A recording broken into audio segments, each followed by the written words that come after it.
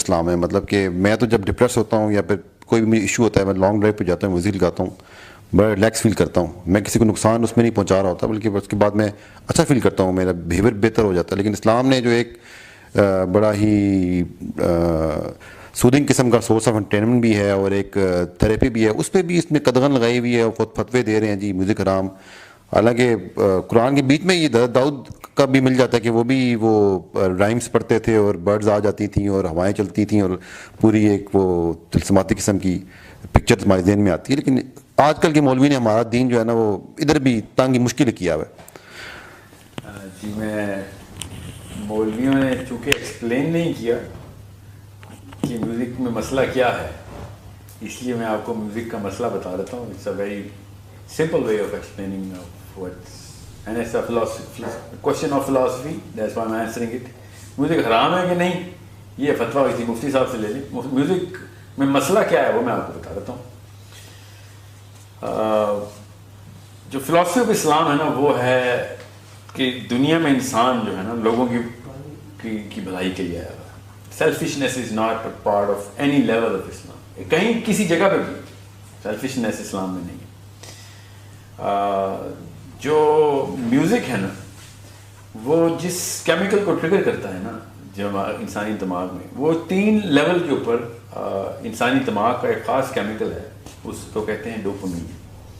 Dopamine का जो basic function है वो अपनी तस्कीन है, अपनी तस्कीन।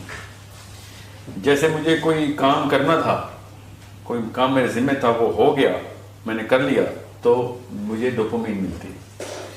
उसका एक सेंटर है D1A कहते हैं उसको, उसमें डोपामीन आ जाती है। वो सेंटर खुलता है तो खारिश शुरू होती है, दिमाग को फ्रस्ट्रेशन होती है, और वो जब पानी भर जाता है उसमें, उस प्याले में, तो तस्कीन आ जाती है। क्योंकि वो काम ज़िम्मे था, वो हो गया। सेंटर ऑफ अकॉम्प्लिशमेंट कहते हैं इसको। दूसरा सेंटर है D2, D1B भी है मगर D2 से मैं आता हूँ। D2 is the centre of curiosity. वो सेंटर क्या करता है कि किसी ऐसी चीज़ के बारे में जब कुछ पता ना चल रहा हो, कोई मुअम्मा आ गया आपके सामने, और वो जब वो हल हो जाए तो आपको फिर डोपामीन तस्कीन मिलती है। ये हर बंदे के साथ होता है। कहानी की पीक आती है, पता नहीं होगा कि एंड में क्या हुआ है। क्रिकेट का मैच चल रहा हो, अचानक लाइट चली जाए, बॉल लास्ट बॉल पे छक्का मारना था, लाइट चली गई, तो वो फ्रस्ट्रेशन का जो इजहार करता है ना इंसान, वो डोपामीन के ओपन सेंटर की वजह से करता है। क्योंकि क्यूरियोसिटी बढ़ गई, क्योंकि वो तो नहीं क्या हुआ था। साथ ही फिर अकॉम्प्लिशमेंट भी का सेंटर भी खुला रह गया कि जो चीज़ देखनी थी पूरी नहीं हुई। इस तरीके से D1B का जो सेंटर, टोटल 5 सेंटर है डोपामीन के। Let me tell you what music and what's the problem. Dopamine के साथ मसला क्या है? डोपामीन की जो ओवर ड्राइव है ना वो सेल्फिश करती है। क्यों? क्योंकि डोपामीन किसी और की भलाई भी नहीं मिलती आपको। किसी और के लिए भला करेंगे तो ऑक्सीटोसिन मिलता है। और मतलब अपने बच्चे को भी कोई आपको अवार्ड मिल जाएगा ना तो आपको सेरोटोनिन मिलेगा, डोपामीन नहीं मिलेगा। डोपामीन तब मिलता है आपको इनाम मिल जाए, आपकी तारीफ हो जाए। D1B का जो फंक्शन, तारीफ, सेंटर ऑफ अप्रिसिएशन कहते हैं इसको, ये सेल्फिश कर रहा होता है इंसान को, सेल्फ सेंटर्ड और ग्रीडी कर रहा होता है। ऑब्वियसली अब इसका मसला ये है कि इस प्याले में जब डोपामीन आती है ना, न्यूरोनल सेंटर होते हैं, तो जब डोपामीन से भर जाता है ना तो डोपामीन का सेंटर अपना साइड बढ़ा लेता है। ठीक है, मैं छोटा करके बता रहा हूँ, मैं लंबी तफसील किसी दिन इंशाल्लाह करेंगे इसकी। जब सेंटर बढ़ जाता है अगली दफ़ा उसको उसी काम के लिए ज़्यादा डोपामीन चाहिए होती है। तो अगर फॉर एग्जांपल आपने मेरी तारीफ़ कर दी किसी बात पे, तो अगली दफ़ा मुझे आपकी तारीफ़ के साथ साथ 2-4 मिसरे कसीदे के और चाहिए होंगे, 3-4 बंदे और मेरी तारीफ़ करें। इस तरह बंदा इंसान नार्सिसिज्म की तरफ जाता है, तारीफ़ का और भूखा होता है। ये हर एक के साथ आप देख रहे हैं। ये डोपामीन का किया धरा है सारा। डोपामीन का जो बेसिक मसला है ना वो ये है कि चूंकि हर चीज़ अपने लिए करता है और सेंटर बड़े से बड़े, जैसे खाना बंदा खा रहा है तो पेट बढ़ जाता है। ठीक है, पेट बढ़ेगा तो और भूख लगेगी तो और पेट बढ़ेगा, क्योंकि खाना भरी जा रहे हैं। इसीलिए अल्लाह के नबी सल्लल्लाहु अलैहि वसल्लम ने कहा खाना एक अपनी भूख थोड़ा सा छोड़ के अपना खाना जो है ना वो थोड़ी सी भूख रहने देना पेट में, थोड़ी जगह मिले उसको, वरना वो बढ़ता रहेगा। तो इससे अच्छी एग्जाम्पल कोई नहीं है डोपामीन की, सेंटर्स की। अब ज़्यादा तफसील में जाए बगैर मैं आपको बताता हूँ कि जो शायर होता है ना, शायर जब वो एक मिसरा बताता है तो दूसरा मिसरा क्यूरियोसिटी बढ़ाता है, तो डोपामीन का जो सेंटर है ना D2 वो खुल जाता है। मिसरा पूरा होता है तो डोपामीन मिल जाती है। ठीक है, बिल्कुल इस तरीके से जो सुर होता है, सुर की एक एम्पलीट्यूड होता है। ठीक है, उस एम्पलीट्यूड में एक क्रेस्ट होती है, ट्रफ होती है फ्रीक्वेंसी में।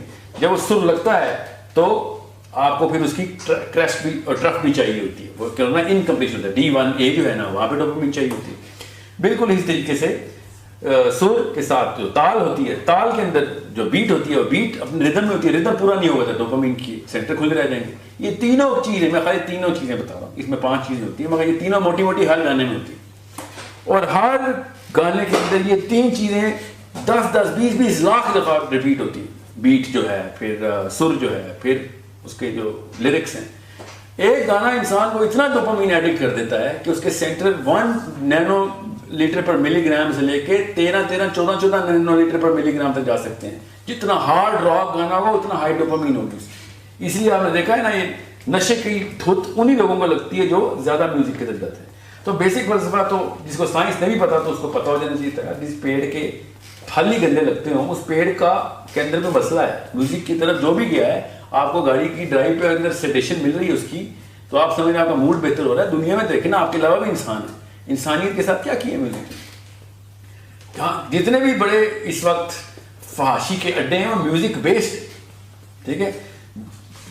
इस म्यूजिक के सरूर के साए में जितने गुनाह हुए और किसी और एक सिंगल फैक्टर के साथ एसोसिएटेड नहीं है। तो जिस पेड़ के इतने गंदे फल लगते हो तो उस पेड़ के क्या फायदे देखने, ठीक है, कि वो छाया देता है कि नहीं।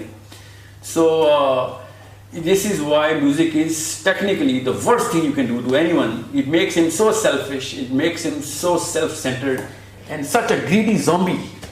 आम समझ लेते हैं हमें जरूर मिल रहा है, हालांकि वो उसको एक सेल्फिशनेस इस्लाम से एंटी फिलोसफी पे लेके जा रहा है। वो रिसीवर बनी जा रहा है, क्योंकि डोपामिन रिसीवर बनाती है इंसान को, हर चीज़ मुझे मिल जाए, क्योंकि उसका सेंटर इतना बड़ा हो गया, उसको भूख इतनी लगती है। अब वो इतनी एक गाने के अंदर अपनी मैदा जो है, डोपामिन का मैदा, वो इतना बड़ा लगेगा, उसको 10 गुना ज़्यादा डोपामिन चाहिए होती है। इसीलिए आप सॉफ्ट रॉक से शुरू होते हैं और सिंपल मेलोडी से शुरू होकर फिर एरोस्मिथ और पर्ल जैम और पता नहीं क्या क्या चल रहा है आजकल, उसके ऊपर पहुंचे होते हैं, ठीक है। अब खुद सोचे ना, बच्चों के साथ हमने डोपामिन के क्या सलूक किए थे, उनको बाकी के वीडियो गेम्स और वहां से डोपामिन के सेंटर शुरू किए हमने। अब वो मोहम्मद रफ़ी से शुरू हुई थी जनरेशन, और अब उनको रॉक भी हजम नहीं होता, ठीक है। ये क्यों? क्योंकि सेंटर बढ़ गई। हम इसको जनरेशनल गैप समझते हैं, हालांकि डोपामिन डायलेशन का डेल्टा होता है। तो ये साइंस है जिसके थ्रू आपको पता चल जाएगा म्यूजिक कितना बड़ा अजाब हमारे ऊपर आया, ठीक है। ऊपर से जो ये मफरूजा है कि जो म्यूजिक के इंस्ट्रूमेंट्स हैं उनमें से कोई अलाव है, तो नाउज़ुबिल्लाह हमें बताएं कौन सा इंस्ट्रूमेंट अलाव है। वैसे हदीस की सेहत पे हर एक को शक पता है मुसलमान की, ये हदीस गलत है, वो हदीस गलत है, दफ की हदीसें लेके बजा रहे होते हैं सारे, जो कि वाकई ज़ईफ हदीस है। हर मुसलमान को हर हदीस गलत लगी होती है, और इसमें भी शक। और दफ वाली हदीस के ऊपर सब यूथ का इजमा है, म्यूजिक लवर्स का इस हदीस के ऊपर इजमा हो जाता है कि दफ वाली हदीस अलावा तो मेरे घर में गिटार पड़ा होना जरूरी है। अचानक हदीस में से आपको ज़ईफ हदीसें पिक करने शुरू कर दी आपने, देखें वो चल रहा है। अचानक सबसे वीक हदीस पकड़ते हैं और पूरी उम्र इकट्ठी होती है। अपना फायदा करना हो ना, ये डोपामिन की देखें एक और अपना फायदा जहां चाह रहे हो ना, हर चीज